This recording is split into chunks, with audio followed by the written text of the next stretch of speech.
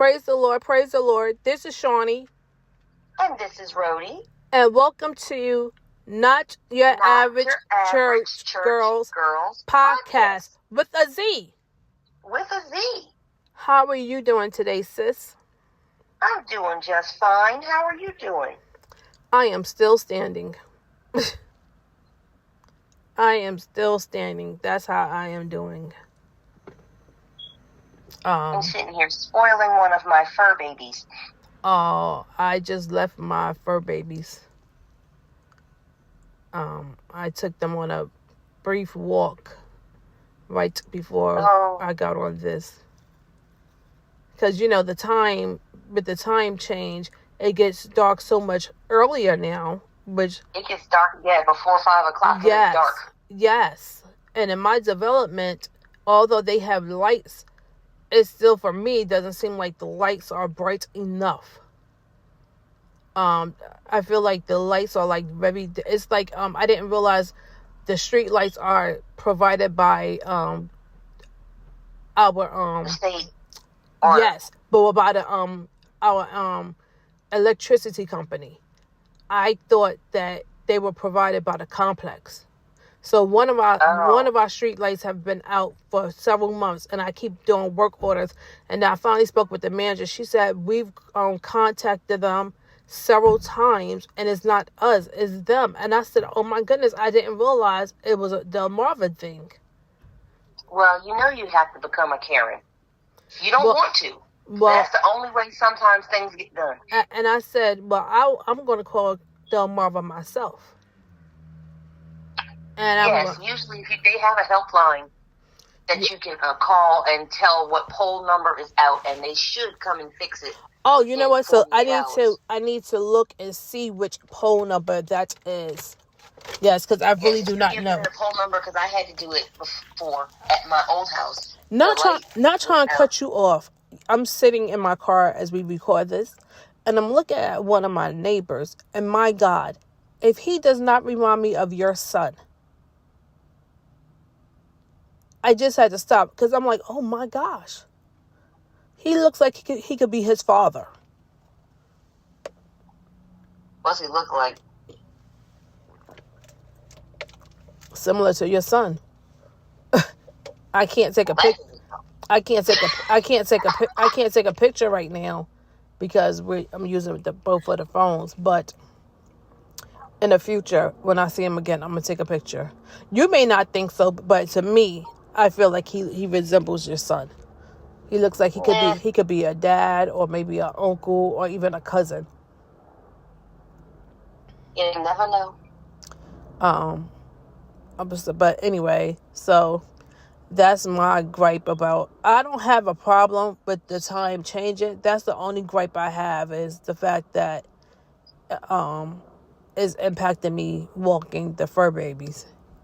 Well, like I said, if you go to Delmarva's website and they have a space you can put the pole number on there that's having the problem, and they should come out within 24 to 48 hours to fix it. Thank you. I'm going to go find the pole number, and I'm going to do that myself. Thank you. I really appreciate that, because I've also been complaining about that. They have like floodlights on each building, but I guess they have them on timers. And when the time changed, I think last year, they changed the time for spring, but they forgot to change the timers on them for fall. So it could be 8 o'clock at night and the floodlights are still not on the building. So I've been complaining about that. And I said, listen here. I said, it looks like you're down south when these lights are not on out here. I said, it is pitch black out here when the floodlights are not on. I said, that is a safety issue. I said, if anything happens to any tenants out here due to your negligence, because it's your negligence, that's going to be on you guys. That's going to be on you guys. I said, because I've called here several times. I put in numerous work orders. And I even spoke to the manager about it. And she was like, oh, yes, they'd have to fix the timers. The guy that does it, he's on vacation. Well, I've been reporting this way before he went on vacation. So that's not an excuse. Oh, that's the standard answer. If they don't want to deal with you, they will tell you someone's on vacation, or they'll tell you the part that they need to fix the problem. They have to order it.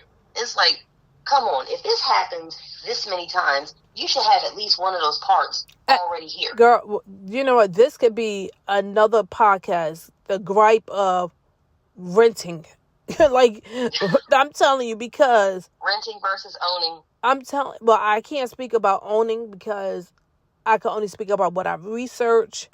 But for what I hear on people on threads, everyone is like, owning a home is not the flex everyone is making it out to be. Well, if it is for you, it is. If it's right. not, it's not. Absolutely. If you I think it would be a flex for me. You have to, yeah. If you own your own home, then you have to be responsible for all the repairs. Right, the landlord. Right. And I feel it. And I'm seeing a commercial, and I don't mean to cut you off, but I'm seeing a commercial right now that is why I brought up this episode. Okay, well, getting it too. Please tell. I cannot understand people I know why they do it, but they shouldn't do it. I understand. Well, that was her gateway of telling me to shut up, so we could start this. I did not. I just happened to look up. And no, it's fine.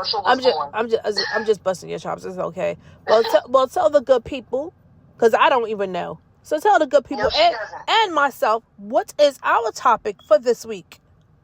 Our topic for this week is, can we please wait until Christmas? Why are we doing these commercials and gifts right after Halloween? Because I know why. Okay. Because I do know why, because when I was in my fashion design program at UD, we had a guest speaker, and she did merchandising for a living. Well, that's what I do, so that's what I know. Before she left the classroom, I stopped her, and I said, I have to know why you do these things 2.5 months in advance. She said, to get you excited about the holiday. But to me, it doesn't get you excited. But no, it's not even just... By the time the holiday rolls around, you're like, okay, I'm over it. It's not only just to get you excited about the holidays. The main point is to get your merchandise out in front of the people, so the people can... And she said that as well. So people can buy your merchandise. And most people, not myself, because I'm not at that point in my business yet. I wish I could be at that point, but I'm not. They're already thinking about... they're past thinking about Christmas. They're already thinking about the first quarter of next year. Oh, I know. I took the course. No, I'm just saying it to our listeners, for those who may not know. But to those who are just... Thanksgiving is my favorite holiday. Right, see, and I understand what you mean, because some people feel like, wait, why can we even get to... Because sometimes it seems like sometimes as soon as September comes, people start thinking about Christmas. Mm-hmm. And people are like, wait, hold Hallmark up. We didn't even get to Halloween yet. And see, I'm one of those people, because for me, I don't celebrate Halloween. And secondly, Christmas is my absolute favorite time of the year. It for a couple of years, it had not been, due to, personal experiences and things that have happened. I was in a funk. But I had to pray my way out of that funk, because I wanted my joy back. But and you're like Halloween, even if you don't necessarily celebrate tasty treats in the store around Halloween. They have pumpkin, everything. They have candy. See, I do not like pumpkin. And I hate people that say pumpkin pie and sweet potato pie are just alike. They are not the same. They're not. Can we put that out there? Pumpkin pie and sweet potato pie are not the same thing. They're not the same, but they can both be tasty. I'll say that. Well, if you don't like pumpkin or you don't like sweet potatoes, that's your personal preference. Absolutely. My favorite pie is if it's a good sweet potato pie. I love me a really good sweet potato pie. Oh my gosh. Now maybe I don't like pumpkin pie. Maybe it's the pumpkin pies that I've had. that maybe No, I that's think what. it's honestly a lot of black people are prejudiced against pumpkin pie. No, I'm not saying that I'm prejudiced. What I'm saying to you is, I think sometimes, like, I remember fruitcake. I remember one year when I was in 5th grade, a classmate, we had to bring in something for a party, and his mother sent in a really, I don't know if fruitcakes normally look this dark, but it was the color of tar. And It depends. this was my first time ever seeing a fruit cake. It was like the color of tar, and I saw all of these different colors in the thing. And so I tried it, and it, for me and my taste buds and my palate, was one of the worst things I've ever eaten. So, Just like all sweet potato pies, all fruitcakes aren't created equal. Some of them actually taste pretty good. and that may be true, but I guess that kind of just scorned me for life, that I don't even attempt to try anyone else's fruit cake. And as I have said on this podcast many times, I know what you're gonna say, and I don't care. Keep an open mind. I don't care. I don't want to keep an open mind, because I feel like my life is not going to be enhanced by wanting to taste a piece of. I think we're getting way too deep about this subject. I'm just saying, keep an open mind and taste it. You might like the next one. You might not like the next one. Listen, that may be the case. I don't want to try it, and I go back to my original statement. People out there, listeners out there, please comment. Please, on this episode. You guys normally do not comment. I'm asking for everyone. I know you guys are listening to the podcast because I look at our analytics. Please comment on this episode about how you feel about going straight into September. People automatically talking about Christmas and acting like Halloween if you celebrate, and Thanksgiving, as Rhodey said, that's her favorite holiday, and act as if they do not exist. How do you feel about that? And secondly, how do you feel about sweet potato pie and pumpkin pie? And do you think they're one and the same? They are not. Okay, so go ahead, sis. Go ahead, finish saying what you got to say.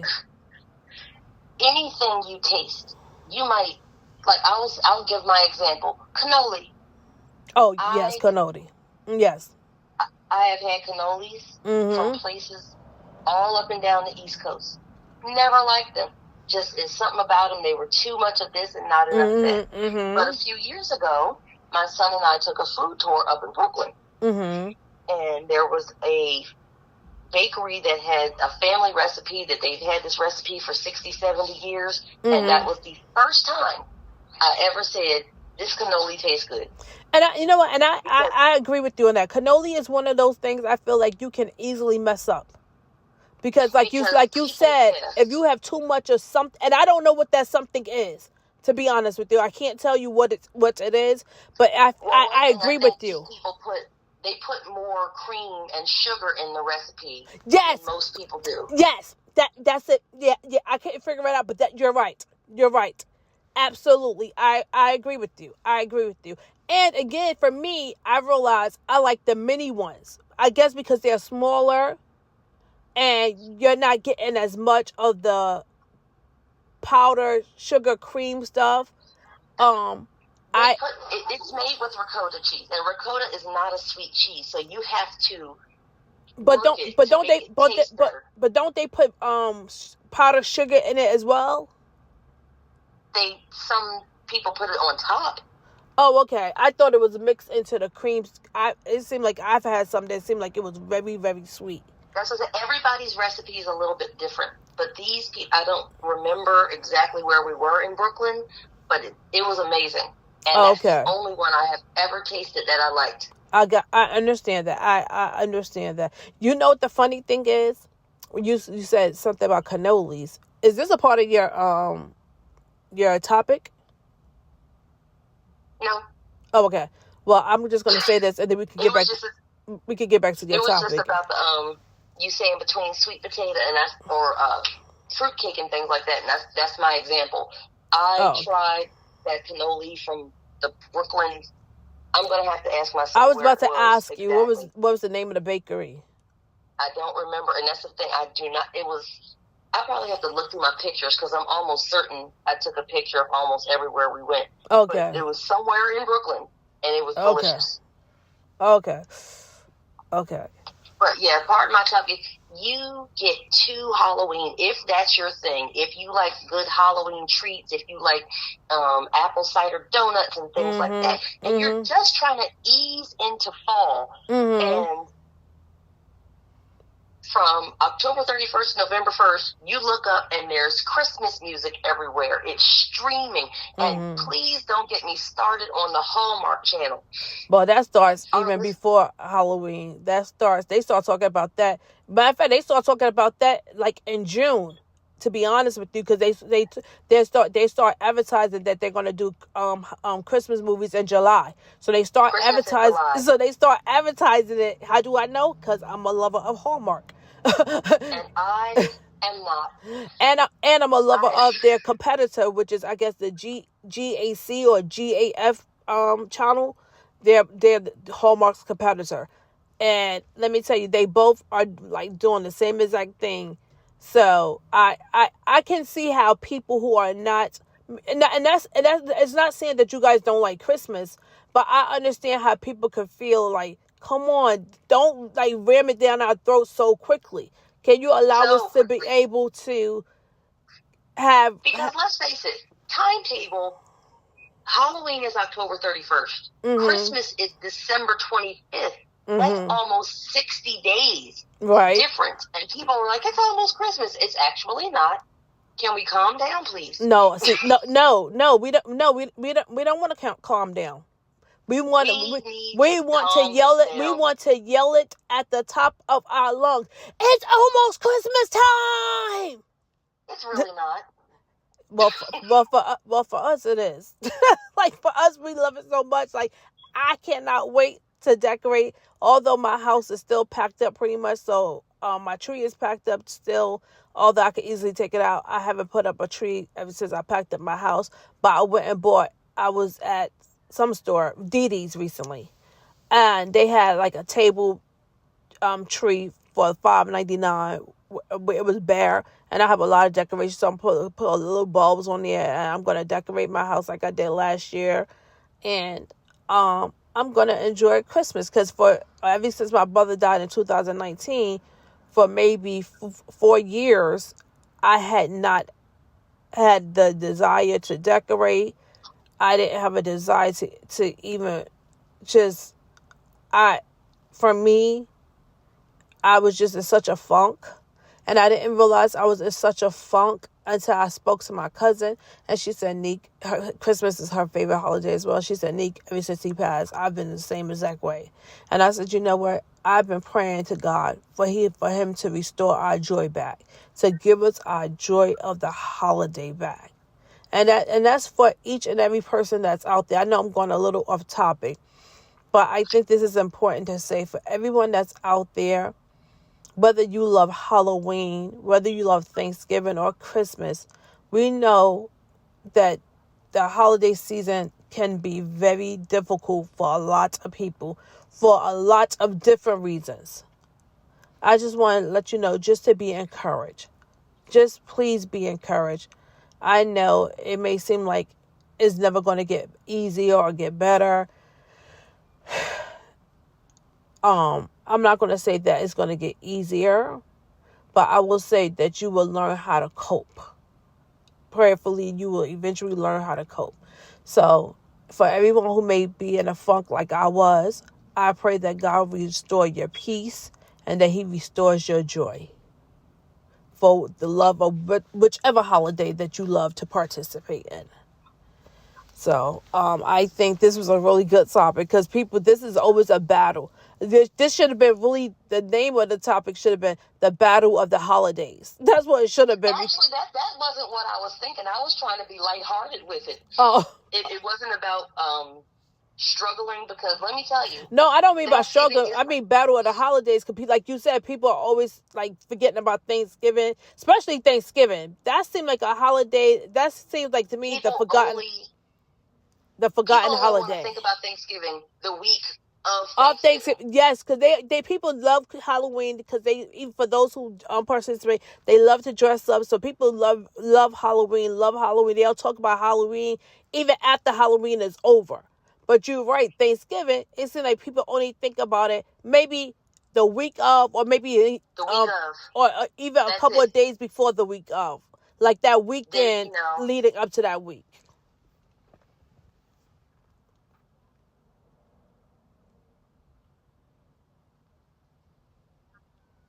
Hello. I'm still here. I'm so Oh, sorry. Um, I got on a different track. They talk about the Butterball hotline. They talk about turkey recipes, and they talk about somebody's pie, and then somebody's pie. right, somebody's pie, and then once Black Friday hits, no more Thanksgiving. That, you know what?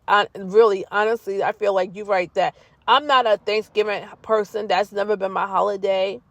Um, so I'm not gonna even sit here and act like, oh, I'm so, oh, Halloween. I mean, Christmas. I mean, Thanksgiving. No, eh, like that's how I feel about. That's how honestly how I feel, because sometimes I don't know. I was just never one of those people that was that, and I don't know if it could come. No, I was about to say maybe it came from childhood because sometimes we struggled, but then I have a love for Christmas, and there's definitely times my mom struggled to give us anything for Christmas. So I don't know why I don't have. My best friend is like you. Thanksgiving is her holiday. She loves it. She loves everything.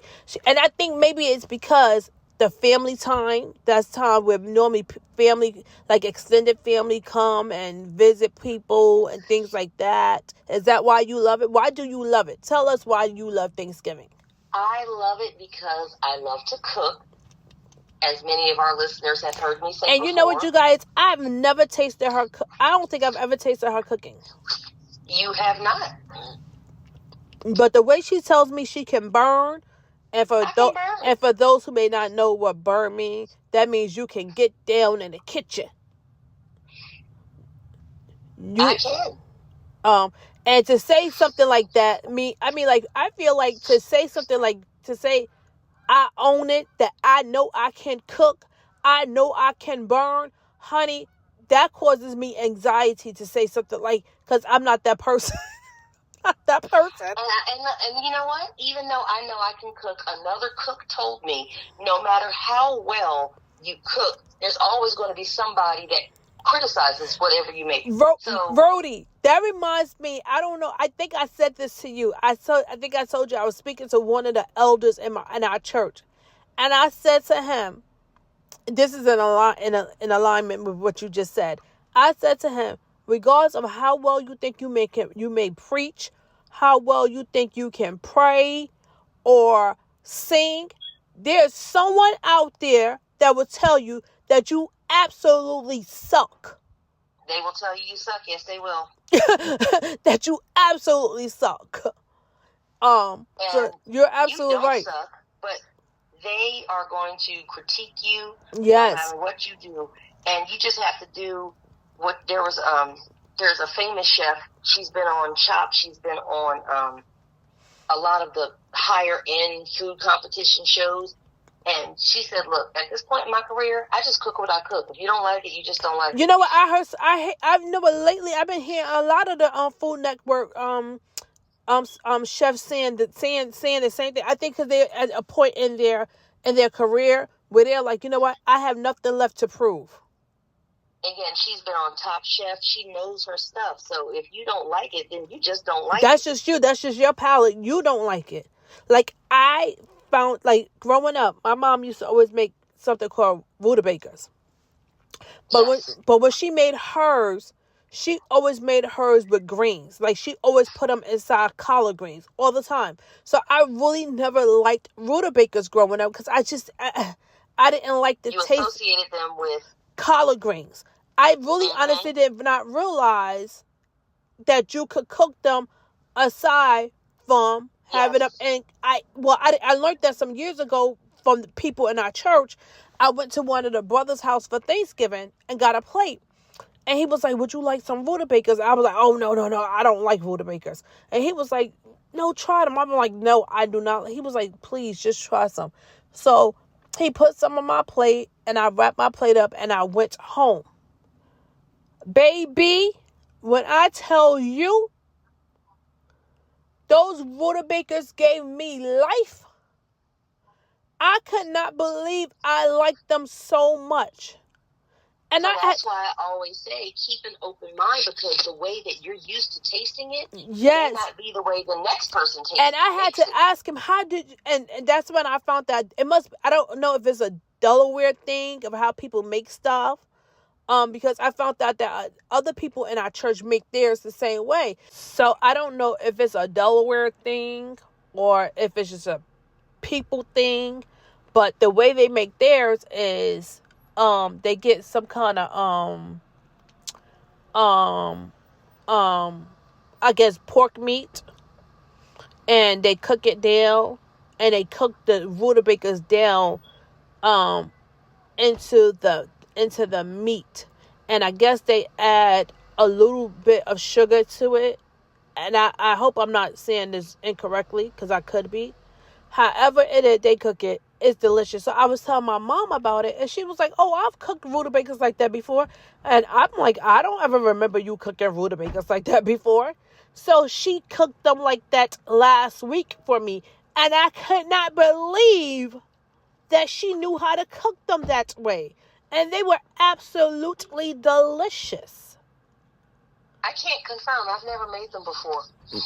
Oh, okay. So, yeah. So, I do agree with you about keeping an open mind, because just because Rhodey may make mac and cheese one way, and I may not like it that way. Maybe she makes hers loose, and I like mine a little more firm. I do not make it loose. Okay. So it's all to each, like we always know that on social media, mac and cheese seem to be always a hot topic. People always think they have the best recipe for mac and cheese, that no one else mac and cheese could touch their mac and cheese, or fried chicken is another one. Nobody can make fried chicken like me. Well, okay. Well, that is absolutely true. No one does make it like you. You're right. You're absolutely right. That's a good one. You're absolutely right. Then you're absolutely right. You're absolutely right. So they're absolutely right when they say that. It's not going to taste like your aunt's. It's not going to taste like your aunt. It's not going to taste like your favorite restaurant. It's not going to taste like your best friend, because I made it my way.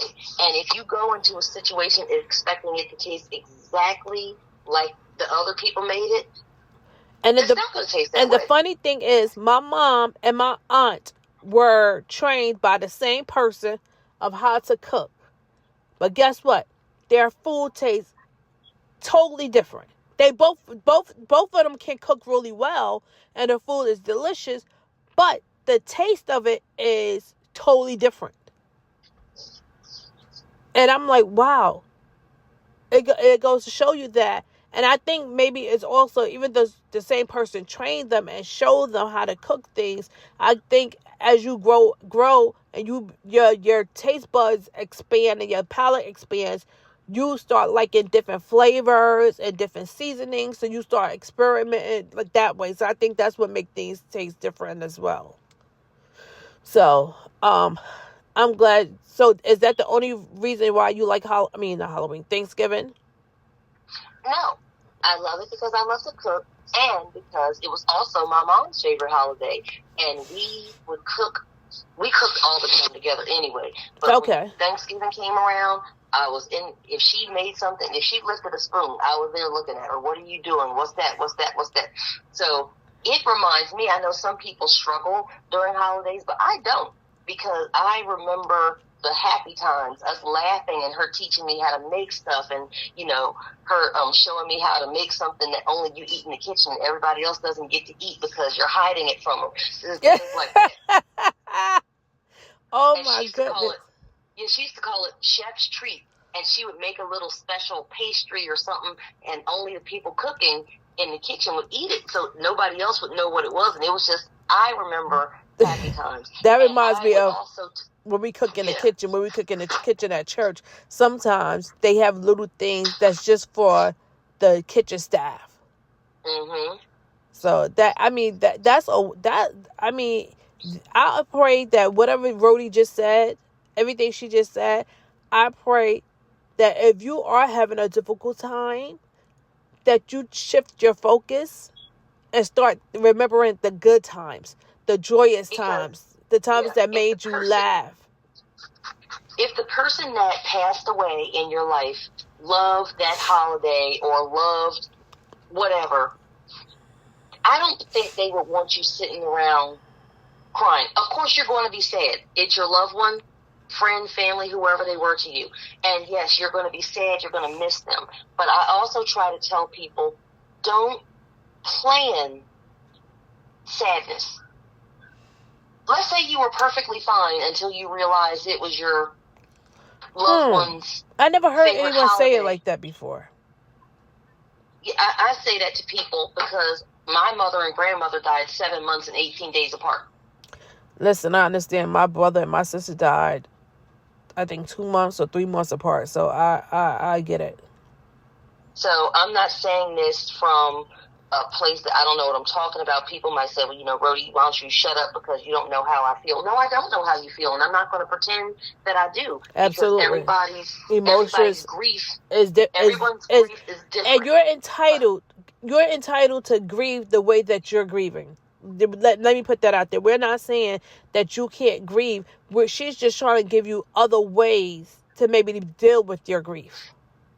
I would tell people, and like I just said, and Shaniqua said she never heard anyone say it like that, don't plan to be depressed. If you are okay, then be okay. If their favorite movie comes on, like you have a favorite Hallmark movie or whatever else, in our house we have a whole list of movies that we watch, or at least try to, during Christmas time. And if one of the movies comes on and part of it makes you smile because that person used to smile during that part, don't get upset with yourself for smiling. Right. They would want you, I would hope, to smile, be happy, and to continue to live life. Because let's say they pass away, but you don't pass away for another 50 or 60 years. Right. They wouldn't want you to be depressed for 50 or 60 years. Absolutely. I would hope.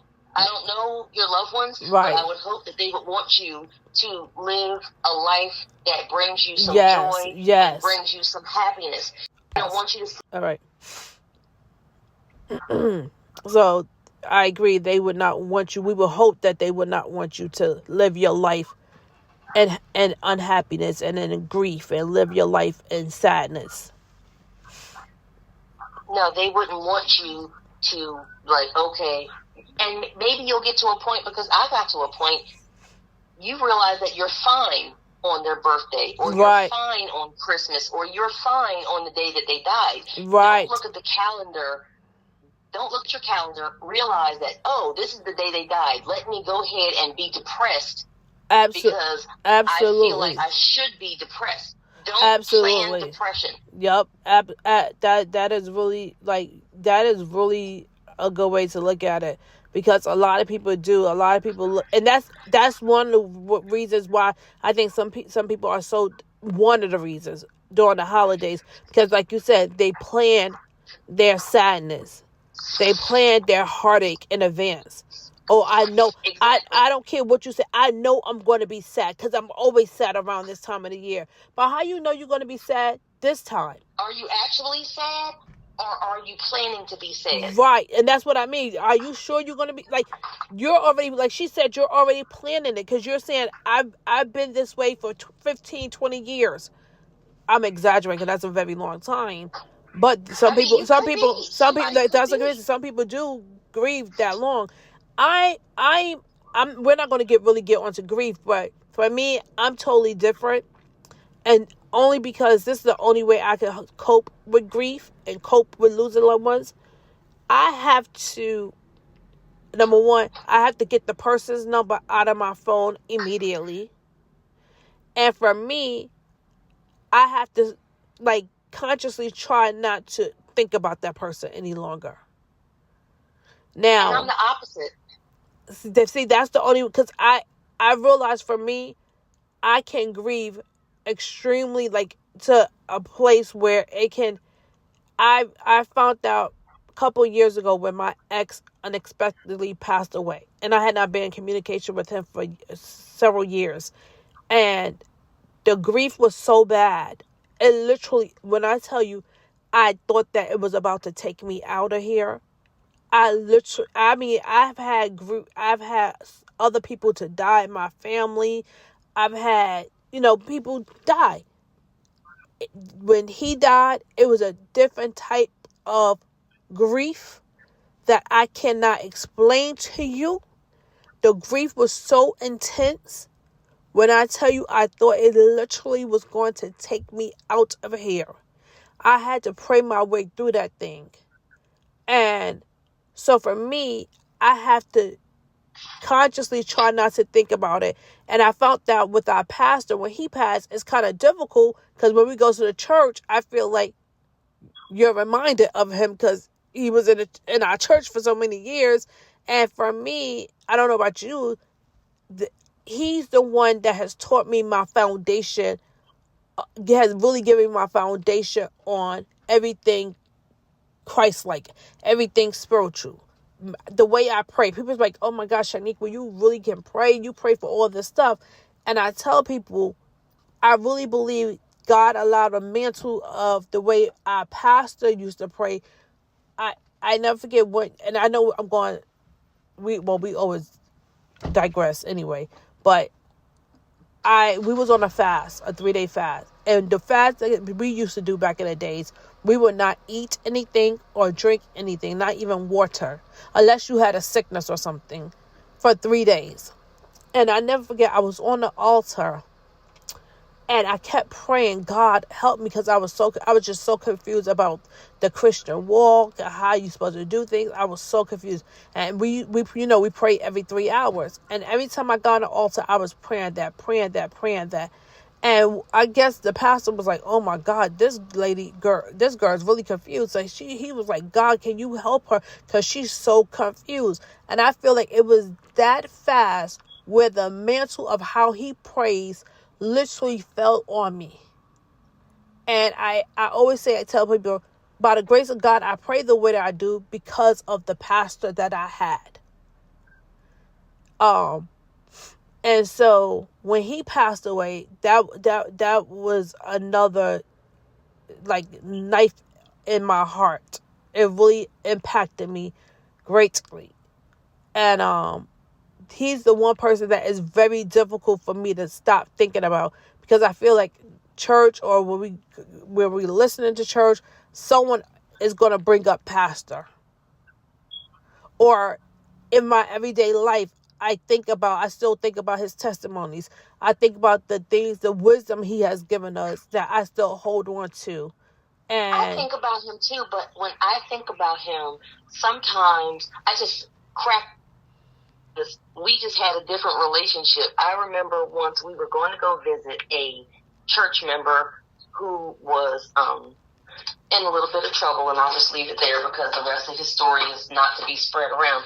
But we were in the car, and I had taken him and our current pastor and pastor's sister and my son. We went up to go see them, and we had stopped somewhere to get food. Okay. And my phone was on. You know how I don't have that type of phone stand anymore, but you know how you can stick your phone holder in the vent of your car for the air and heat. And I had it there, and I had just looked away for a second, and I turned back around. See, I'm laughing at it just thinking about it now. I turned back around, and he was like, his face was in my phone, in the emails. Because he just, I was like, I didn't say anything to him. I turned around, and I looked at him. Wow. And he noticed, and I guess he could feel me staring at him, and he looked up, and our current pastor was like, get out of her phone. Why are you being so nosy? He was he was really, really a funny guy. The stuff that he would do. My thing that he would always say to me, sometimes he would say this over the pulpit, Bed-Stuy, Shaniqua, she's from Bed-Stuy. He would never say Brooklyn, New York. He would always say Bed-Stuy. And I was like, Pastor White, Like, why? Like, you don't have to do that. Like, he used to But always do that. yeah, to me, when I think of him, I don't think of things that remind me of sad time. I remember stuff like that. And he just looked up and he looked like, he was like, oh, I am staring in your phone. I mean, I had nothing to hide. The phone was wide open. But his nose was almost touching the screen because he was trying to see what my emails That were. is hilarious. That is hilarious. No, so everything I think about him is not sad. Because, like I said, the things I think about is like really the life experiences that he has given us that I tell to my supporters even up to this day, or it helps me to get through the stuff that I'm going through. That's what I mean. I think about him more than a lot of other people who passed away. Sometimes I could talk about my brother, and I'm absolutely fine. And his birthday is November 26th. So sometimes it falls on Thanksgiving. So Thanksgiving was his holiday. Because sometimes his birthday will fall on Thanksgiving. And well, let me ask you, what was his favorite meal for Thanksgiving? Food. Just anything. Food. He didn't have a favorite dish. He didn't have a favorite dessert. His favorite dessert was, he was like me. He loved sweet potato pie. And we loved my mom banana pudding. See? Yup. Love. So my point is just about grief, and we could get off this topic. Like, for me, I just try not to think about the whoever the person is too much, because I feel like I will fall into a deep hole of grief.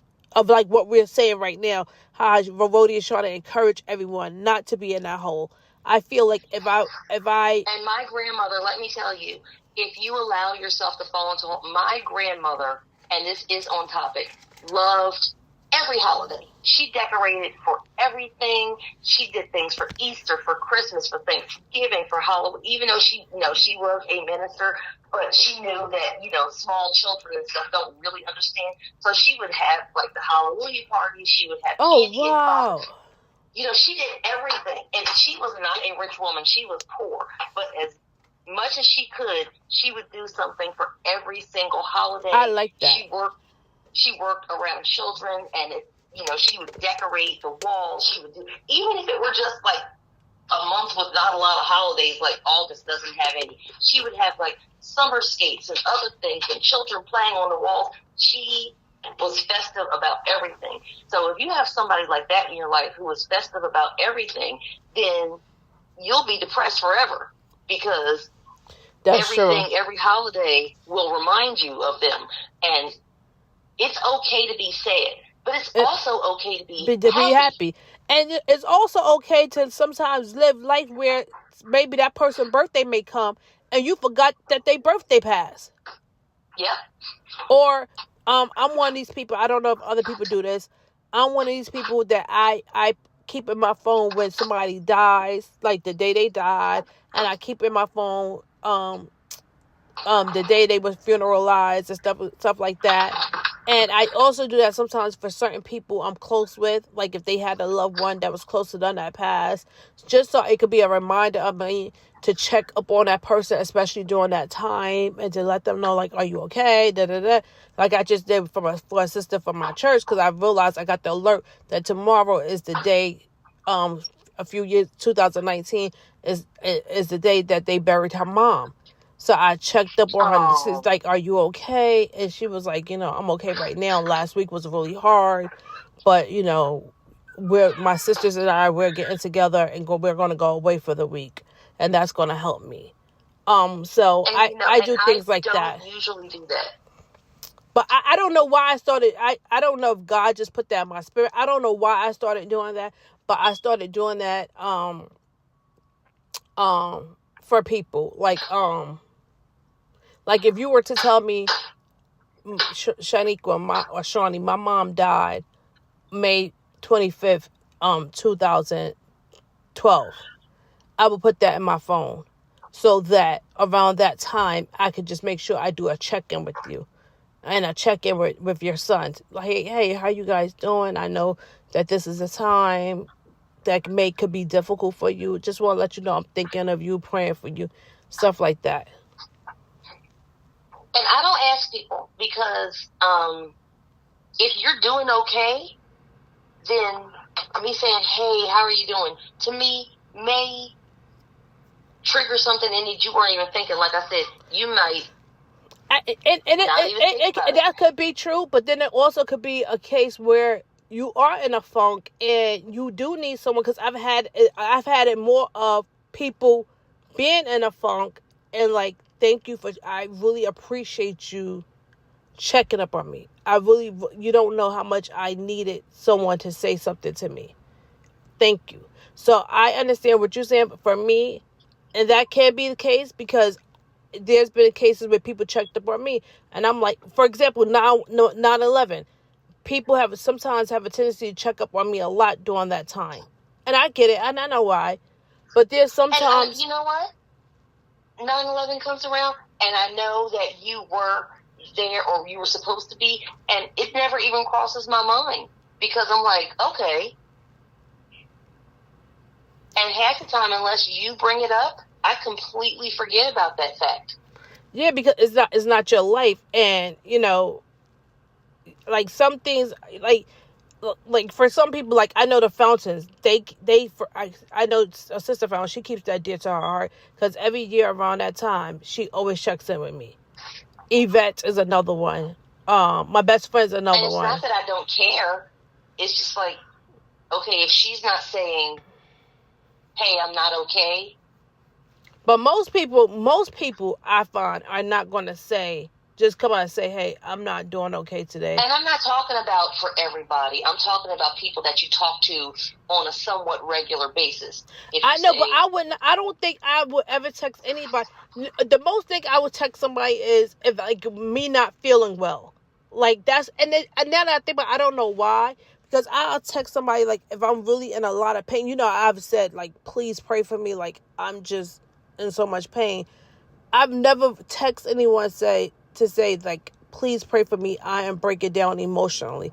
I am breaking down spiritually. Like, I'm breaking down. Yeah, I'm not saying, like, okay, you're just going to reach out to random people. No. I'm just mean in general. Like, I don't ever remember texting anybody to say, please, like, I need prayer because I'm not doing well on an emotional level or on a spiritual level. That's what I mean. Like, now that I'm thinking about it, like, I'll reach out to certain people when I'm going through it in my body physically, but I don't really ever remember, like, reaching out to anyone for my mental anguish or my emotional distress. That's what I'm saying. Like, I think I know for a fact that I've reached out to you to say, hey, Rhodey, I'm not feeling well, please pray for me. I don't think I've ever said, hey, Rhodey, I'm just having a bad day emotionally. Or maybe I have. No, because I think one day I was breaking down. I was feeling defeated about this podcast. And I think I said to you, like, I was feeling very defeated today. And you said something to me. I can't remember what you said to me, but whatever it was you said to me, I remember it encouraged me so much. And I was like, thank you, because I needed that, because I was really feeling defeated. Well, I'm glad I could help. I don't remember what I don't remember either. But my point is, most people suffer in silence. That's my point. Most people suffer in silence. Most people are not going to tell someone when they are suffering, whether it's financially, whether it's physically, spiritually, emotionally, mentally. Most people don't just, they may say. Absolutely. I don't share. I really don't. So, I can tell you right now, people are like, well, what's going on with Rhodey? They can probably not tell you because I don't share. See, and so, for me, I share what I want to share, and that's it. Like, most of the things I share is stuff that's happening, not everything, but like my pain, like what I'm going through with this knee. Like, I need all the prayer I can get. Like, it's impacting me. Like, it's impacting me from sitting in the Indian position. Like, it's impacting me. Like, I can't even bend down to look underneath my bed. Like, that's how bad my knee is bothering me. I understand pain. So, getting back to your topic, because we always digress. And if you've been listening to us from the beginning, we try our best to stay on topic, but we always just go with the flow. Well, here's a question to bring us back. Are you the type of person that's already stocking the stores for decoration, or do you really not even care about decorating or stuff like that? No, I care very much. I spent $40-something in the dollar store on decorations that I could put on my door, my windows, on my walls, on my table. Baby, yes. Even I went to Five Below today because I wanted to get a cord to use for our Mac so we could record, which I didn't even use today. And honey, I walked in there and pink is my favorite color, pink and red. But pink supersedes red now. It used to be red, but now it's pink. Babies, first soon as I walked in there, they had a stocking that was pink and had the letter S on there. Girl. It does look like Five Below has exploded because I was in there the other day. Oh my gosh. I was living my Christmas life. You hear me? I was like, did I spend $40-something in this store? So I got stocking for myself, one for my mom, one for my niece who's supposed to come down for Christmas, Lord willing. I pray that she does. Oh my God. Then I went there and got stuff for the dog. So I am one of those people who have no problem with the Christmas music playing right now. I have no problem sitting there watching the Hallmark movies or GAC or GAF, whatever the program is called, in July, watching Christmas in July, watching it in October, from October all the way through to the New Year. Baby, I sit there and watch. I'm like, please. I watch the movies as if it's my first time seeing them. Like, I'm so happy. I'm so jolly. The fact that I have my joy back. The fact that I'm excited for Christmas. You know, I love Christmas. And I am the type of person, I don't think Christmas music should be played until December 1st. Nope. I feel like, okay, I can give it to November 1st. I can give it November 1st. I feel like November December 1st. Nope. I feel like November 1st, you have the right to start. Because like we said at the beginning, we haven't even gotten to Thanksgiving yet. That's okay. That's okay. A little Christmas music never hurt anyone. But there was a station that was on around here, and then the station got bought out by different owners, so it's a completely different format. But around right now, you'd be listening to, a song will be on by Whitney Houston, and you're just singing along to it, and then you'd hear something sound like it was interrupting the station. They'd say, "Is it that time already?" And you're like, "Oh," and you're like, "Oh no!" And honestly, it would be around right now. That is funny. We're going to press the button, and people online that listen to the station, that love the station, they'd be like, "Stop, no!" And then other people like Shaniqua would be like, I love this. Yep. And you're like, "No, I don't want to hear this, blah, blah, blah." And I see people doing different reels. They're doing different reels with Mariah Carey about that. Like, no, Mariah, is not your. Somebody said Mariah is not your time yet. Don't forget about Shirley Caesar, because they do that song where she's talking about the turkey, greens, ham, and so they like, no, it's not your time yet, Mariah. It's Shirley Caesar time now. They would press the imaginary button on this radio station. Oh, and they would play Christmas music constantly. I love it. From now until New Year's. I love it. And you had the people who would be on my team, like, knock it off until December 1st, and then you have the people, like, on Shaniqua's team that just can't get enough of it. But like, I say this, though. I feel like once December 25th come, the Christmas music should stop. I do feel like that, though. They would play it from now until New Year's non-stop. Yeah, I do feel like that, though. I feel like so as December 26th come, you can stop with it. To me, December 26th, even December 25th, can be like the saddest days of my life. Because it feels like, it's over with now. Like, I'm telling you, I'm happy. Not me. I'm just like, so like, Don't get me wrong. I love Christmas. I plan people's gifts. If I'm buying you a gift, like if you get a gift from me regularly, I'm thinking about your gift in June. Well, for anyone who would like to buy me a gift, I love slippers and nightgowns. Honey, let me tell you, I stay on certain sites online. Girl, my mom said, how many more nightgowns or slippers are you gonna buy? When I tell you I'm obsessed with and Nice nightgowns. I like nice nightgowns, but I like the thin strap ones. Anyway, so yeah, I'm just gonna put that out there into the environment, into the atmosphere. You're putting it out there, okay. Well, there's a wig on my wish list, so if anybody wants to contribute to my wig, that's on my wish list. Oh, you said you want a wig for your Christmas gift? There's a wig on my wish list. Wow. Where is it? Are you getting it made, or is it already made, pre-made? No, it's already made, but it isn't cheap. So if you want to contribute to my wish list wig, please feel free to do so. Well, tell the good people how they can contribute. I'm kidding. Of course, I would not ask you to do that.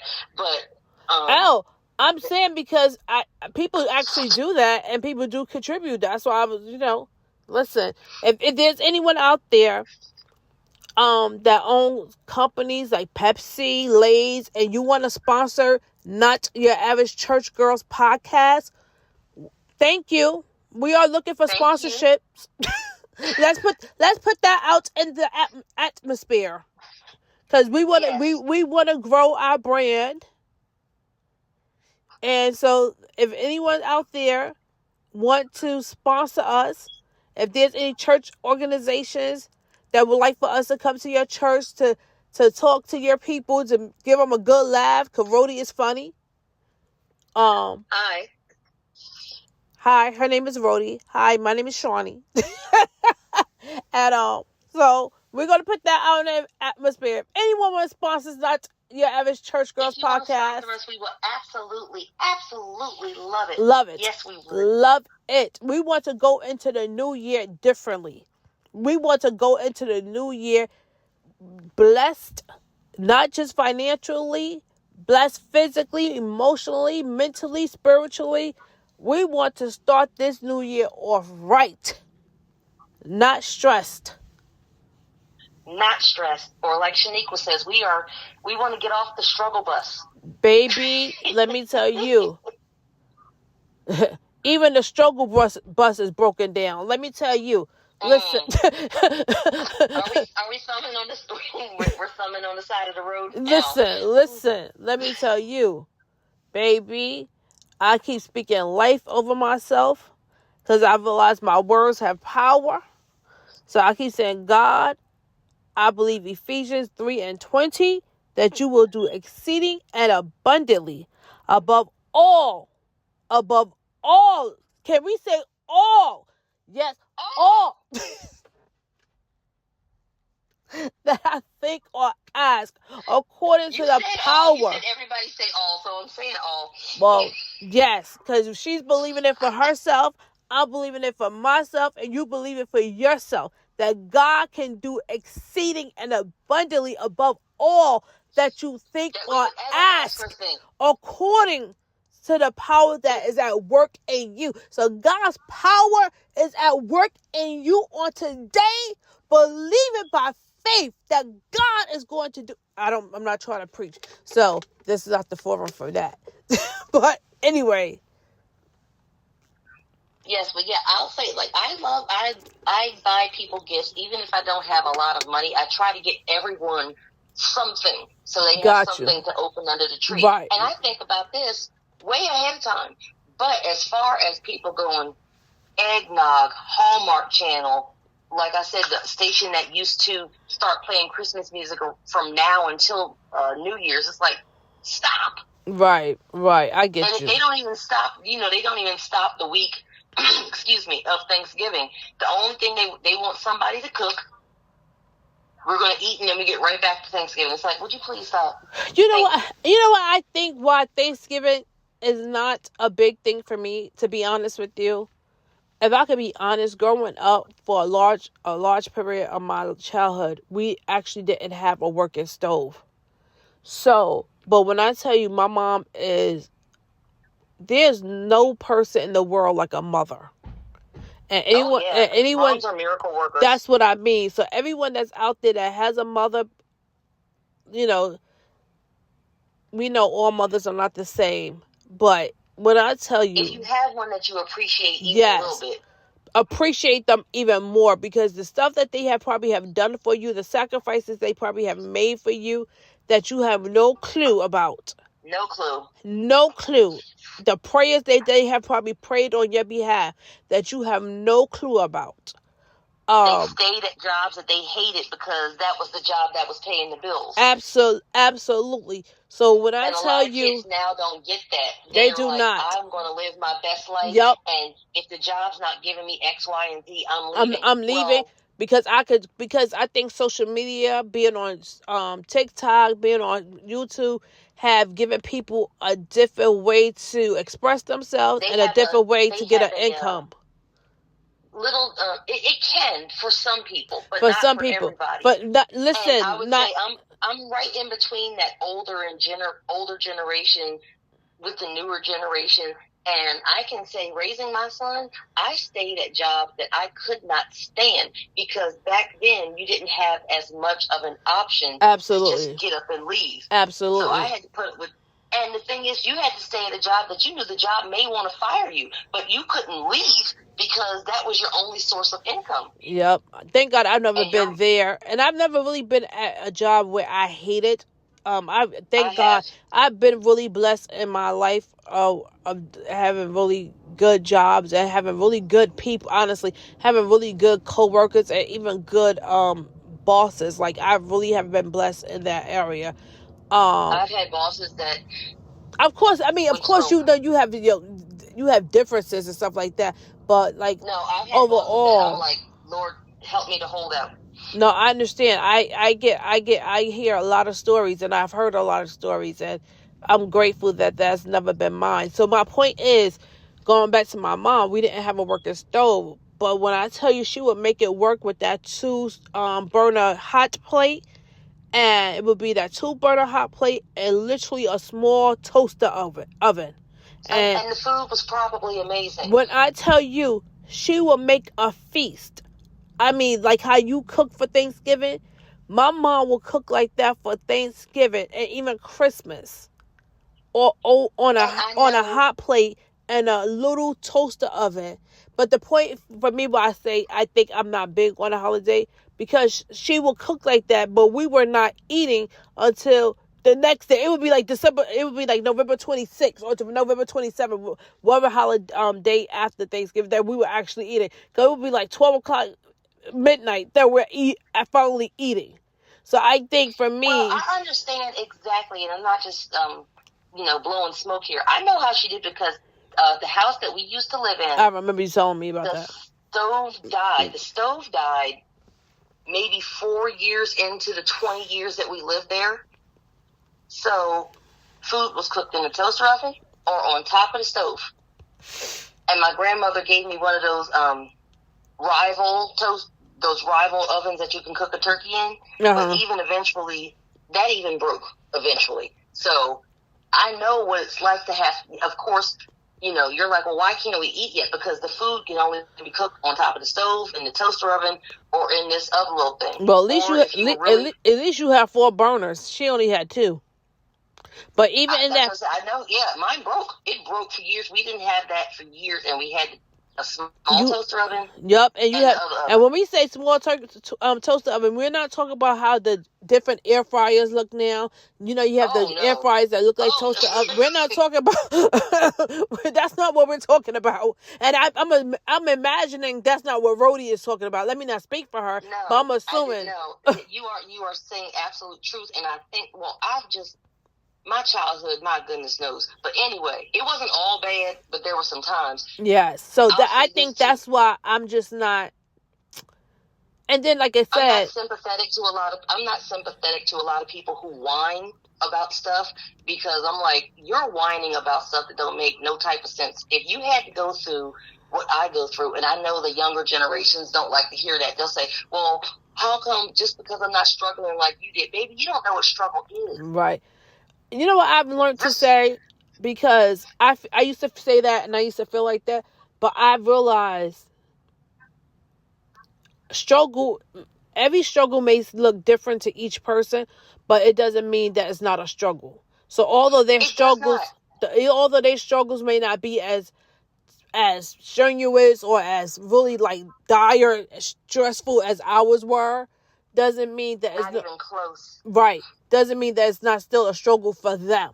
So I've learned and I'm not saying it's not a struggle for you, but some of the things that younger generations complain about, you're like, sit down. And what I try to tell my daughter, and I think that's why my daughter has a different mindset, because, and I think also what makes a difference, and of course we can only talk because we are single mothers.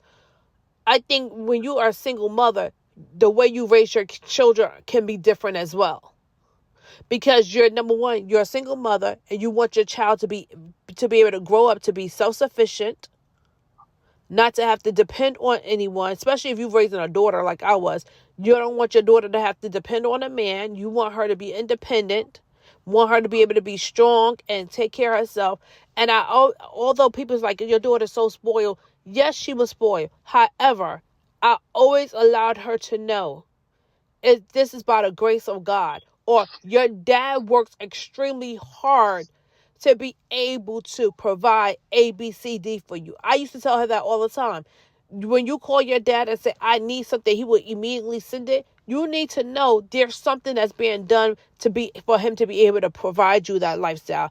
You see me getting up early in the morning, getting on the bus, to be able to afford this place that we live in, to be able to afford for us to have food to eat. So I would tell her, listen, it's by the grace of God we don't live back in New York and live in the apartment that we used to live in. It's a blessing that we're able to live here and we don't have to deal with certain things. We don't have to deal with certain pests and that kind of stuff. It's by the grace of God. So I used to tell my daughter about what it was to struggle.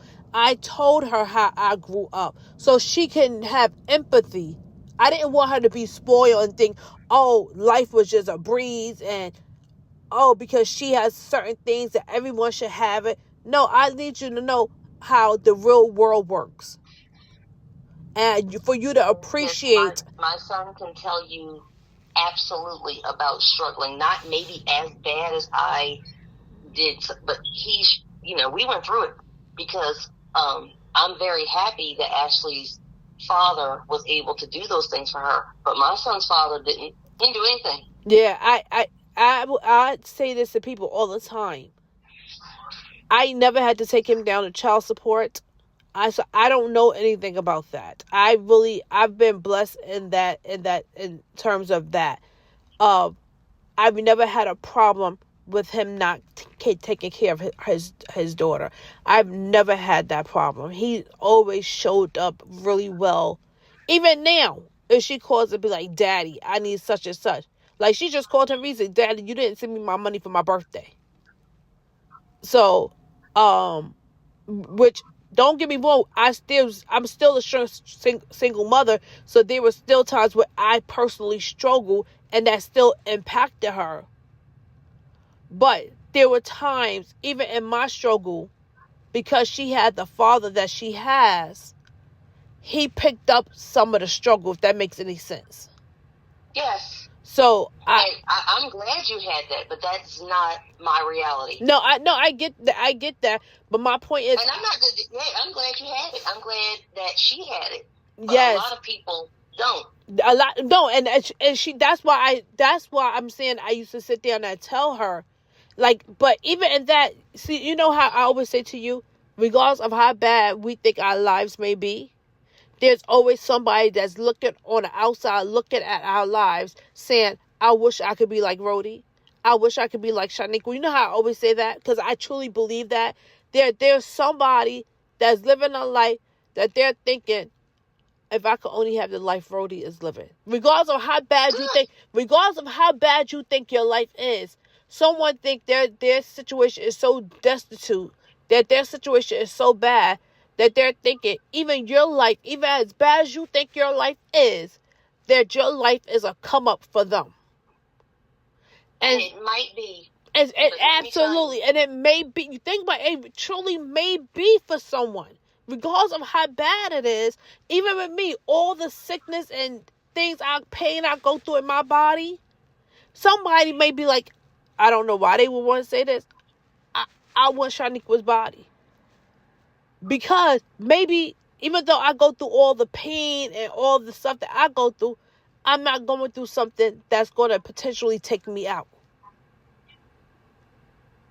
And that's true. You know what I mean? That's how I look at it.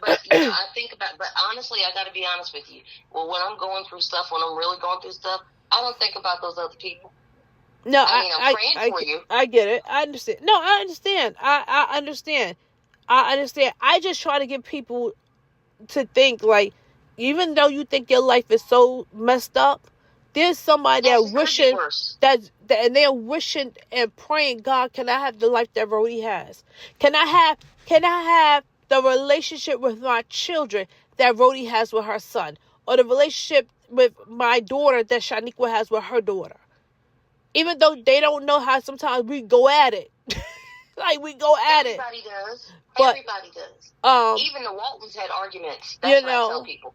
Even the Cosby Show, they remember Cosby Show, the Waltons, Little House on the Prairie. They argue. They argue, and that's a part of life. Like, people argue. So my point is that regardless of what you're going through, and I'm not disputing that you're not going through something terrible. I'm not saying that your life is not in the dumps. I'm not saying that you don't feel like you're in quicksand or your back is not against the wall. I'm not saying that you're not feeling like you're being suffocated by life struggles or life troubles or life issues. I'm not saying any of those things. What I'm saying is there's somebody out there that's looking at you.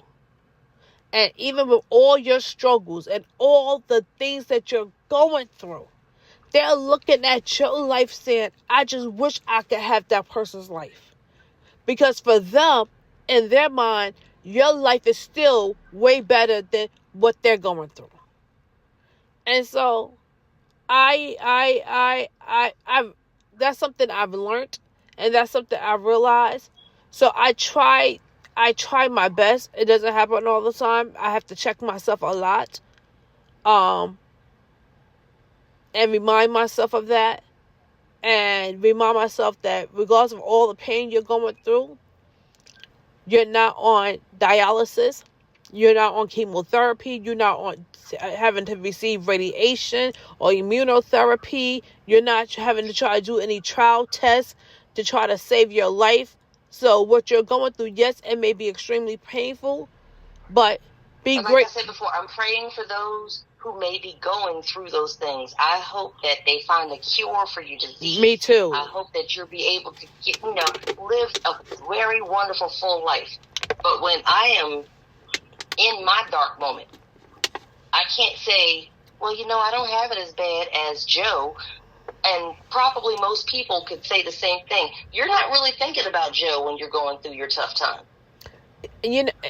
I'm just being honest. There were years, I was just saying that. Like, unfortunately, I've been going through excruciating chronic pain ever since I was 11 years old. Like, I think I said this to you before. I don't even know what it feels like not to live with some type of pain every day. Like, that's just the God honest truth. Like, I don't know what it's like to walk without having some type of pain in my body. But even last year,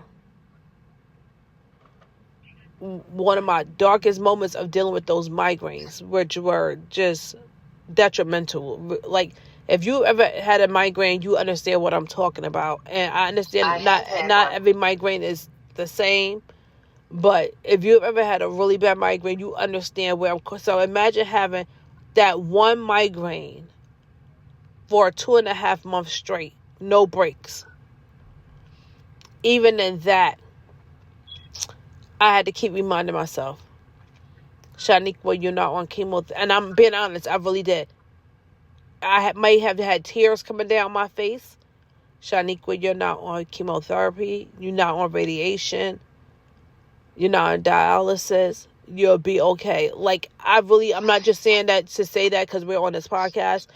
I'm saying this as honestly the way to help me to cope, the way to help me to encourage myself in the Lord and encourage myself in my situation. Because, like I spoke earlier, I know me with depression. I could get into a deep hole easily. And, maybe we could talk about depression in another episode.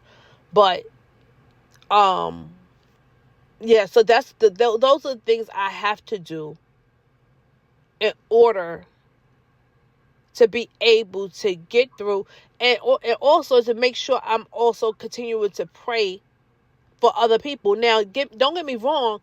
When I'm dealing with a migraine, I'm not sitting here praying for an hour. I'm not even going to say I'm sitting here praying for 5 minutes.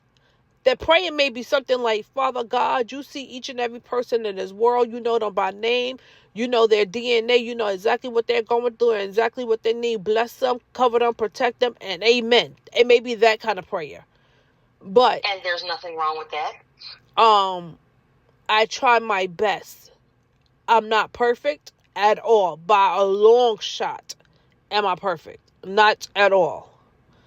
I'm just, I don't know. I don't know. I really don't know. So, but to get back on our topic, of why I love, did you ask me why did I love Christmas? No, that's not what you asked me. What did you ask me? I don't know how we got on the topic of what we started talking about. I don't know, but why do you like Christmas so much? I love, of course, we don't know, exactly what day our Lord and Savior was born. But that's the time of the year that we have, whoever decided, I forgot, I did used to know, but I can't think right now. Well, from what I remember from my history, he was born probably around September-ish, give or take. Well, that's what I've learned. The reason they chose the 25th is because it's 2 different days of 2 different saints, I believe. Well, I believe it, because what I've learned, I thought it was because of the Roman Catholic Church, who have decided that. Yeah, and it was 2 different days of either the saints or either 2 traditional days that they celebrated on, and it just added 25. So they were like, well, okay. Yeah, I can't. And the way their calendar was at the time. Yep, the calendar, right, yep. They were just like, basically, let's just, December 25th, let's do this. Right, but so. It was probably more around September. Spring. Yep, spring, early fall. Yep, that's that. Well, I guess it would be summer, early. I don't know, but I read that it was like around September. It really wasn't around the time that we celebrate, but that's the time that we celebrate is December 25th. So of course, we celebrate our Lord and Savior every day. But that, and also I just feel like I love it when I love the joyous time. Like I really, and I get that there's people that's dealing with depression, people are suffering. I understand that.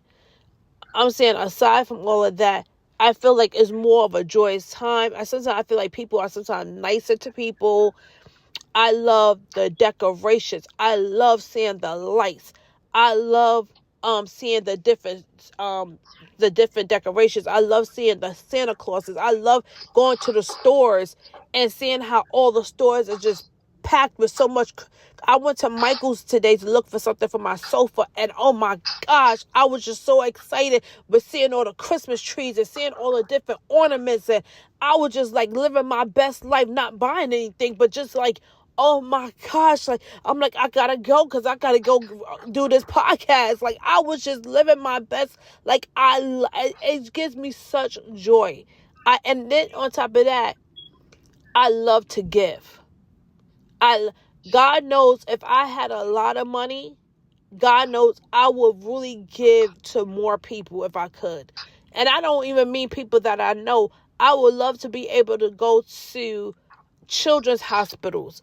I would love to be able to go to nursing homes and go maybe to just regular hospitals to people who may be like on the senior citizens floor or people who may be like to the parents who may be in the NICU and they've been at the NICU for an extended period of time, and just be able to bless them with gifts and just be able to bless people with just like let somebody know there's hope out here. To be able to go to people who are in children who are in foster care or in orphanages, and just to be able to give them, like, somebody loves you. You are not alone. God still loves you. There's still hope for you, because some people never get anything. Some people never get a visitor. So if I had a lot of money, I would truly love to be able to give back to a lot of people in a larger way. Like, that's my heart desire. I understand that, because I tell you, my godparents and my godmother just passed recently. Since Tyler was like 5-6 years old, we were at their house on Christmas Eve, and I'm glad he was able to have those memories. And my godmother was a lot like you. She decorated. There was, the house was decorated. Everybody came over, and it's a beautiful memory, and I'm glad he had those memories. Because, wow. Everybody, it was just an open invitation. That is all. That, you know what? We used to do that with my cousin. We used to always go to her house, but then once COVID hit, we obviously stopped because of COVID. And then, like I said, when my brother passed in 2019, we buried him in the beginning of 2020. She and I, both our joy for the holiday was in the mud, honestly. And so now, last year was my first year decorating again. So I understand what you mean about those memories. But when you decorated, didn't you think about, having your family there and other things like that? Because, you have those precious memories. And I'm glad, like I said, Tyler, for, I don't know what Christmas is going to be going forward, because, things happen. Life happens. It changes. Yep. Life happens. Sad. It's kind of sad, but, at least he had those, if you say Tyler Christmas, probably his first thought is going over to their house and celebrating with everybody. You know what? I'm going to ask my daughter. I'm going to say, aside from you getting what you want, like, aside from that. Don't talk about her. Don't talk about her like that.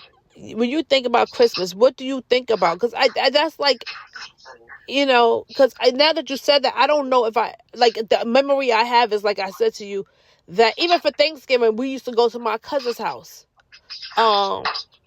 and eat dinner over there. That's the stuff that we used to do. I was saying that this year I wish that we could have went down south for Thanksgiving, but with my knee, I just cannot drive. I can't do it. I haven't even been to church in a lot of months. A while, yeah. It's been a long time. Is it possible for you to take the train? Because at least on the train you can get up. No, but I don't know, because the way it is, my knee. The other day we went to took my mom to the doctor. We was getting up to leave. Rhodey, I was so embarrassed. I almost because I almost could not get out the chair. That's how bad. If your leg is stiff. That's not something that you can help. And then yesterday I had to take her somewhere. And when we got back, I take her some appointments. So we were both so hungry and my blood sugar was dropping. So we stopped at Applebee's. I had not been out to eat in I can't tell you how long. And they had the happy hour. So we didn't stay long. We took our food to go. We ate a little bit, but we took the food to go because it was so. I'm not a cold person. I'm very always hot. I like to be cool. When I tell you it was cold for me, who loves the cold, and I was like, oh my God, I just cannot take it. We could not even enjoy our food. They even moved our table. We moved tables, and it was just still so cold in here. And so we took the food. Because some people have kept the air on because of the temperature, and I get it. I get it. Temperature change, yeah. And I get it because I love that. I get it. But when I tell you it was extremely cold, it was, even for someone like me who loves the cold, it was very cold. And so we could not enjoy our food. So my point is, I went to go get out the booth. Rhodey, oh my God. When I tell you, my knee was so bad, I was like, Shaniqua, do not embarrass yourself in front of these people. Get up. Get up, girl. You can do it. Get up. You can stand up. You can stand up. So I'm holding on to the table and act like I'm doing stuff. Girl, it took everything in me to be able to stand up. And then when I got to my car, I could not get in my car. I literally could not lift my leg up to get in my car. I was almost in tears. So I had to sit down, like turn around and kind of sit down and do all that I could to drag my leg up and turn it around in the car. So I don't know what made me say this. It was a reason for me saying this. So, so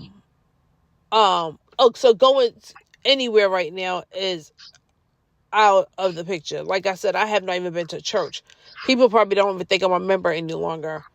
No, that's not. But it's been a very long time, and I mean, it has been, but you cannot help if your body is saying, "Take care of me," and if you don't, you're going to regret it. Then you have to take care of your body. I'm telling you, Disney is something else. So I love giving gifts. Like, I love giving. I love to see the expression on my mom's face. Even when I don't have a lot, I go on certain sites, and like last year I did not have a lot, but I went on certain sites last year and I got great sales, and I bought them very practical stuff. And my niece said, "Oh my God, Auntie, I'm so grateful for the stuff that you gave me for Christmas," because she went away on a cruise. It's like some of the stuff that I bought them were like things where you could make your luggage more concise inside, where you could put your toiletries in, where you could put your underwears in different compartments, and so that your luggage, you have more space in your luggage. She said it came as such great hand for her. I forgot all the other stuff I gave them, but it was like I had to do things differently because I didn't have it.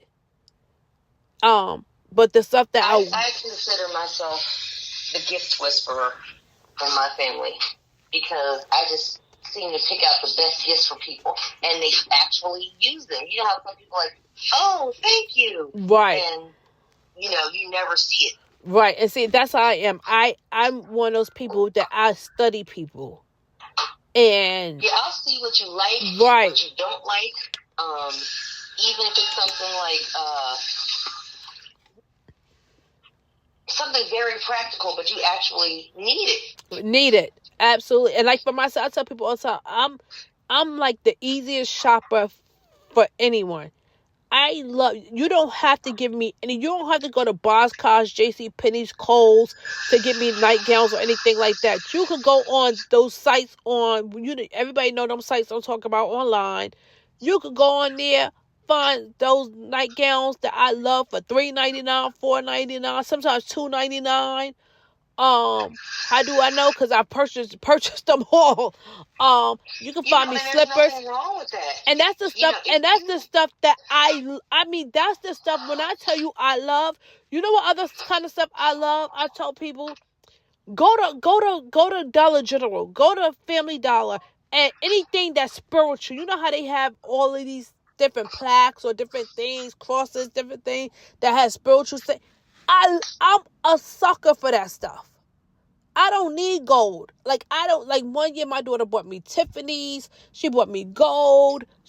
And she said, "Mommy, I'm going to start buying you stuff because you never wear it." She's absolutely right. I don't think I've ever worn the gold, the Tiffany bracelet she bought me. I never wore any of the gold necklaces she bought me. I lost one of the gold necklaces. I lost one of the gold bracelets. She said, "Do you know how much that stuff costs, Mommy?" And it's not that I don't care. It's not that I didn't want it. I'm not good with holding like that kind of stuff. Even when I was younger, that's why I stopped really wearing jewelry, because I'm always losing stuff. Well, I will say that that's beautiful that you like this type of thing, but that is not me at all. So, so you like what you like that kind of, you want somebody to splurge on you? Is that what you're saying? If you splurge on me, that's fine. But also, I am also a non-splurger. But Okay. like you said, you have to study people Right. to know what they like. Absolutely. If you get me a pair of diamond earrings from Saks, I'm going to wear them. Now, Also, see, if you get me a pair of diamond earrings from Saks, I'm going to be like, I'm like, oh, like, I don't wear earrings. So, you know what I mean? So, I will be like, awkward, because I would be like, thinking like, oh my God, like, what am I going to do with these? I'll just be holding them. Before anybody out there calls me a gold digger, I will tell you one of the best presents I've ever received, and my son got it for me. Usually, we'll shop for each other. We don't tell each other what's on the gift list or anything like that. Okay. So it's truly a surprise when we open it. And one year, I opened the package. He stood there smiling. He got me, and this is before streaming was really available as widely as it is now. I opened the bag, and he got me the first season of Matlock on DVD. Baby, now see, happy. I'll with you on. See, I'm sorry, I got excited about that. Let me calm down. I apologize, because I love Matlock. So yes, I'm with something like that, baby. I was screaming with happiness. Yeah. Because I know somebody else was like, why? I'm a Matlock fanatic. Pluto has their own Matlock channel. Yes, honey, let me tell you, Matlock, Golden Girls, 227, Jeffersons, Good Time, like all that stuff, Cosby Show, all of that kind of stuff. Almost every season of the Golden Girls. See, that kind of stuff. Oh my god, like that kind of stuff.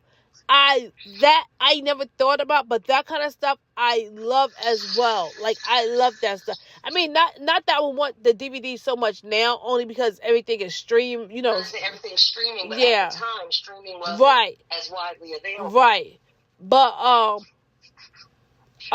yeah. So and for me, I have allergies and I have asthma. So I can't even wear perfume like I used to wear it. So if somebody buy me, like, it has to be a certain type of perfume. And I haven't really tested anything to see what I can and cannot wear. So I'm thinking, I used to really love Donna Karan cashmere. So I was thinking about buying it just to see if I could tolerate it. Because it's not if anyone's ever smelled cashmere, it's a very beautiful, soft kind of smell. So I'm hoping, because it's really a soft and not a strong smell, I could tolerate it. So I would love something like that. But like I said, I'm not. Please don't get me, like Shaniqua said, and there's nothing wrong with her choice. But please do not go and get me something with scriptures all over it, because I'll be like, oh, okay, thank you. See, and I, on the other hand, when I tell you, I'm like excited and like, oh my, thank you. Like, I'm not trying to be holier than thou. I'm not trying to be, overly saved, or I'm honestly telling you my true heart. Like, that's what I mean. You don't have to spend a lot of money on me. Go to Family Dollar, go Dollar General, $5, $3. You know, like the crosses that they be having, the little things when I tell you, I love that stuff. I love that stuff. And it's amazing how God has given me a merchandise business with different scriptures and different things. Because I never thought about it. And I need to expand into different things. But I love that kind of, like, I just love that kind of stuff. I absolutely do. If that is your gift preference, okay. Now, my daughter on the other hand is more like Rhodey. Baby, you get her some Tiffany earrings or some earrings, diamond earrings. No, you don't have to. No, you don't have to. What I'm saying is, but if you do, she'll be like, thank you real quick. Thank you. And she'll be appreciating having them in her ear real quick. Get me a decent dinner at a decent restaurant. Oh, yeah, honey, my daughter has very high class taste. The person I'll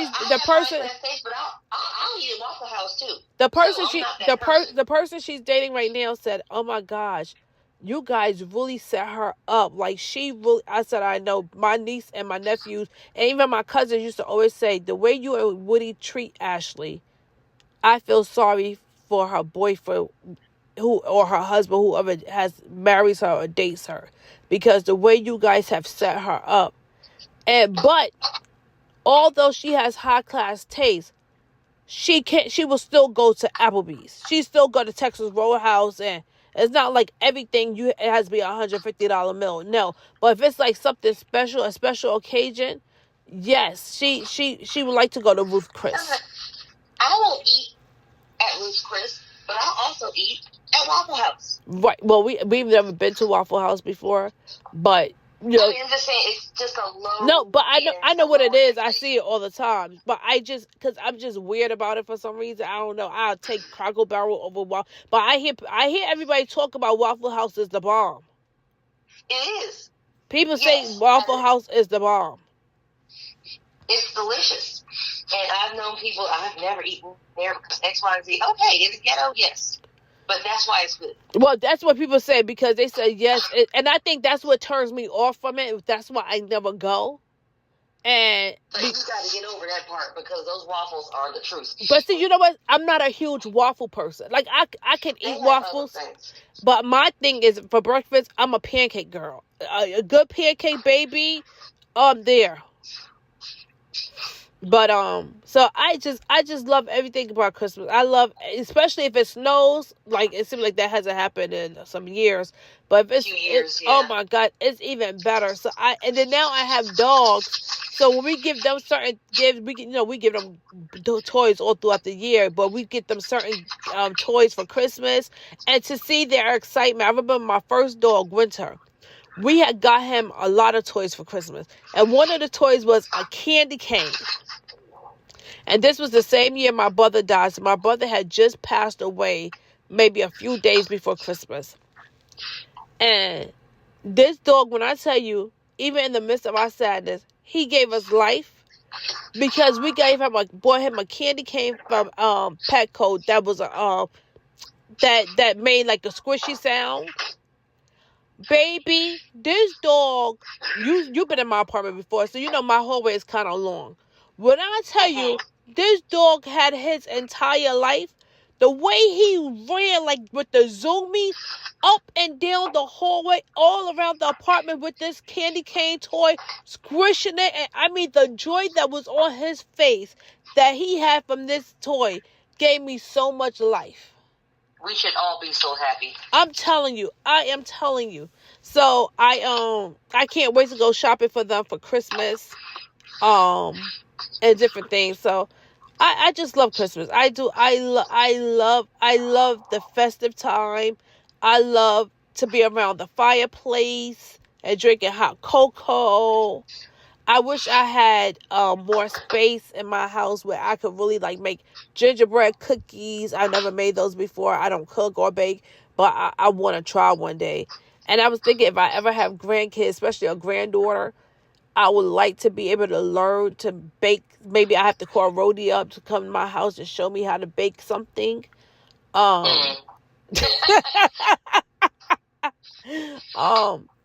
I just love it. I'm telling you, once December 25th actually comes, when I tell you I get a sadness about I just get such a sadness.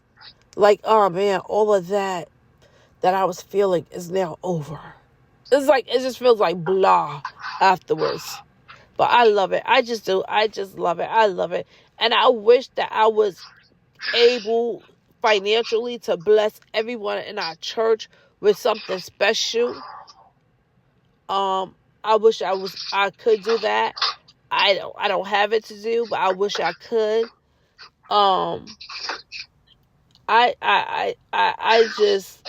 I love it. I just love it. I just love it.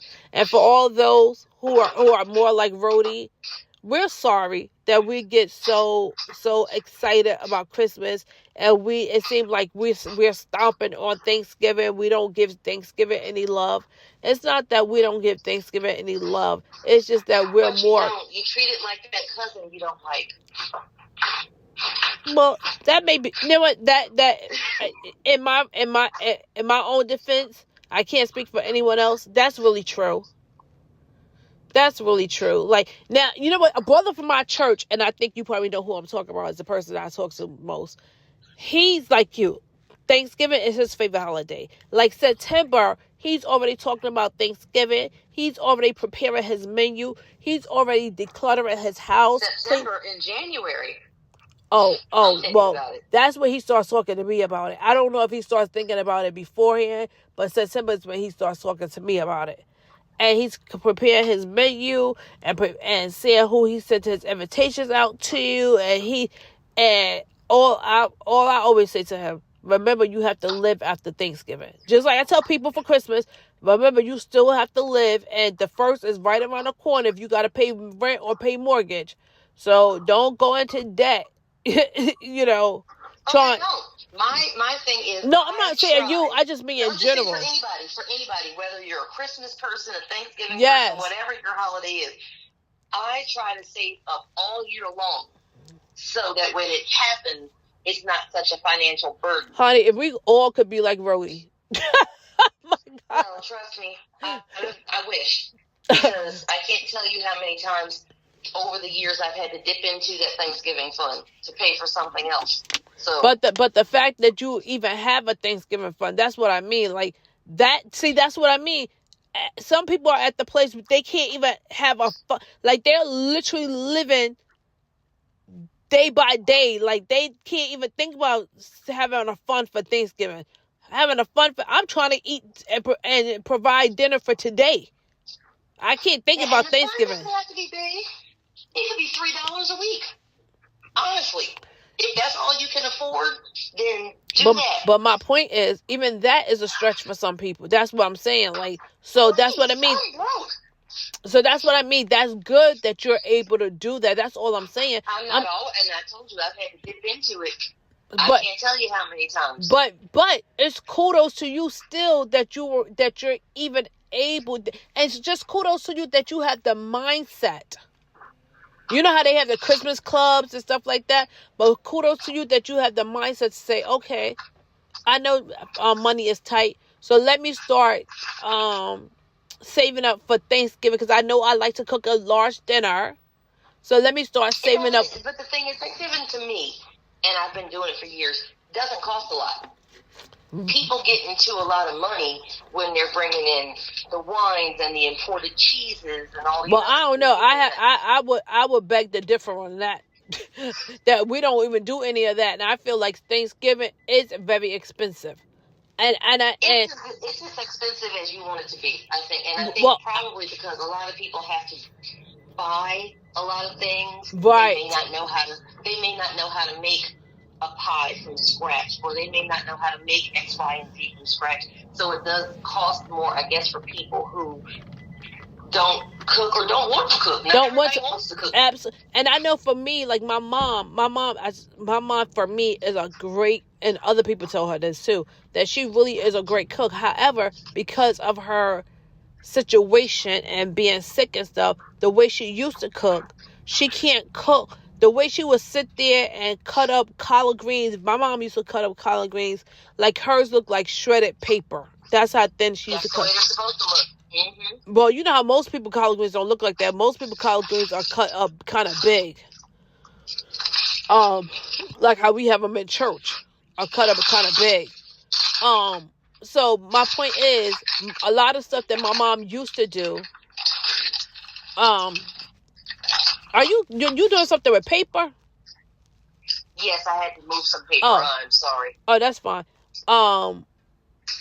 The stuff that she used to do because of sickness, she's unable to do some things. So we have had to change the way we do some things. So, for example, some years we had to buy like bag mixed greens and wash them, and she prepared them like that because she couldn't just sit there and cut up collard greens. There was some years that we bought not Glory, but the other green. It starts with an M. I forgot. I want to say Michelin, but I don't know if that's correct. It starts with an M, and when I tell you these greens are so good, but my mom would sit there and they come in a can. You can even find them at Family Dollar and probably Dollar General too. These greens are so good. They come in mixed greens, collard greens, turnip greens, and I think mustard greens. And she would sit there and prepare them as if she was preparing them from scratch. Like she would My make. mom always said that. She always said you can doctor up Yup. something bought from the store. And that's what my mom does. Like she would put her smoked meat in it and cook it slow and cook these greens nice and slow. Like she cooking them from scratch. So this is kind of things that, sometimes when you get older, that you have to make work. You just have to make life work for you. Bottom line. Older, you just don't feel like it. You don't feel like it. I am a very much cook from scratch. Well, so this is what I need to know. What I need to know. What is on the menu at Rhodey's house this year? Because Shaniqua wants to know. Because Shaniqua needs to know if she needs to come and drive over to get her a plate. So that's what Shaniqua wants to know. My menu consists of turkey. Okay. Course, which I now do you brine your? Yep, I was about to ask. Brine marinate for about 3 days. Okay. Now, do you have a certain recipe? Like, do you use garlic and herbs? Yes, I do. And I do have a recipe, and I am not divulging that recipe. No, I wasn't going to ask you to do that because I know most people don't want to divulge their recipes. But could you tell us but could you give us the flavor? Is it more like an apple flavor or is it like a garlic flavor? Savory. Savory. Okay. Okay. It's savory. I cook it for about 15 or 16 hours on a low heat. Then I have, standard stuff. Baked macaroni and cheese, potato salad. Baby, there's no such thing as standard stuff because I realize people cook differently. I didn't say cook differently. I said no, but I mean the menu, like what you consider standard is not standard for other people. Like I've learned that on TikTok. This is what's on my menu. Okay. This is what I have. There is baked macaroni and cheese, potato salad, eggs, potato pie. Yes. There's greens. Yes. There's stuffing. Yes. I make gravy. Yes. I make biscuits. I make. Okay. We don't do that one. We do cornbread. So everything you said we do, and then we do ham as well. Yeah, do ham. Sometimes, I might make a rack of ribs this year. Oh, we have done that as well. So I told my mom. Sweet potatoes, things like that. Yep. So you know what? So, make sure you send me your address because I'm telling you right now. I'll send you the video. I do not normally eat at everyone's house, but I believe Rhodey when she said the way she cleans in our church. And the way she said she cooks from scratch, I have to try her cooking. So I'm gonna. Look. She did not invite me over. I'm not gonna come and stay in her house. I'm gonna come and park my car outside her home and wait for her or Tyler to bring me a plate out. I'm gonna come home and enjoy my plate. I have this video, and I can send you the video. I think you sent me a video 1 year. This might be the same video. It was like a few years ago. I have to find it because I don't always take pictures of. So I told my mom, I said, "Mom, can we do this? Because my family is not a turkey family. I have a frozen turkey in my freezer that I'm trying to give away. Like we're not turkey people." So I said, my mom only like a certain size turkey wings. She only like baby turkey wings. If they're bigger than baby turkey wings, she does not want them.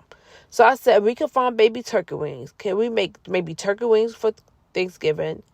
A ham, some greens, some candy yams, cornbread, rice, and maybe fried chicken. And I sent you the video again. Okay, and I said I would be fine with I said, can we just have like a Sunday's dinner? And the thing is too, my immediate family is not large. My mom only had 2 kids. I only had 1 child. My brother had 3 kids. So I don't have a really large immediate family as well. So I really don't like all of that food because I feel like that's a lot of food now. I got to try to break it down so I could put it in Ziploc bags and. Well, what I do is I do make the same menu. I just don't make as much of it. Okay. Well, can you just make a little extra so you don't have to give me a big plate. Just a little plate so I could tell the listeners, yes, I've had her cooking, and yes, she is the bomb. And if you don't think I am, that's okay too. Or sometimes I realize things may be different than what you're accustomed to, but it could be different but still delicious. Like I told you about the rutabagas. Yes. I know people, like the first time my baby shower, my daughter's father's family is from Trinidad. So anyone that's from the islands, you know how you guys, I'm assuming that most of you guys probably make potato, from what I've understood and what I've seen, a lot of you guys make potato salad similar. So this was the first time all of us from the States had seen potato salad that had peas and carrots and different things in it. And we was like, what is this? Like, just popping off at the mouth. Baby, when I tell you that potato salad gave me life, it was so delicious. So I realized things can be different than what you're accustomed to, but still be delicious. So I like Rody always say, keep an open mind and expand your palate. Yes, because the thing that you think you don't like might be your next favorite. Yes. But you're just Yes. Everybody didn't make it's not going to taste like your mama's food because your mama ain't make it. That's true. And can we keep that in front of our minds at all times?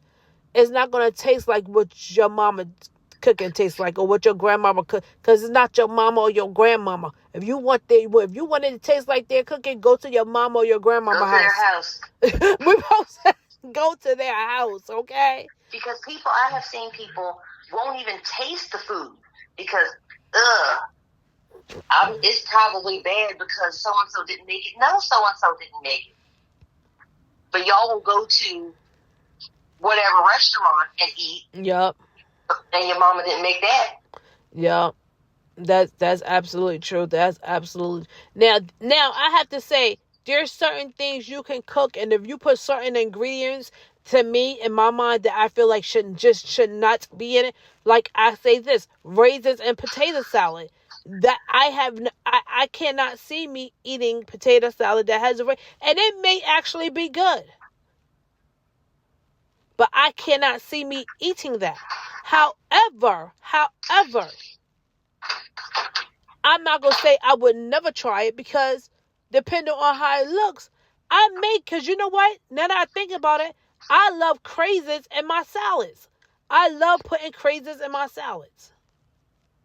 Because if somebody that you admired, maybe a celebrity or something like that, said, hey, I tasted this and it tastes good, then you'd go eat it. Well, maybe. But so that's what I'm saying.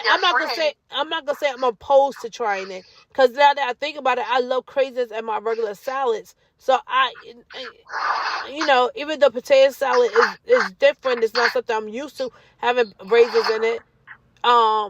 I remember my dad used to go with a woman who was not African American.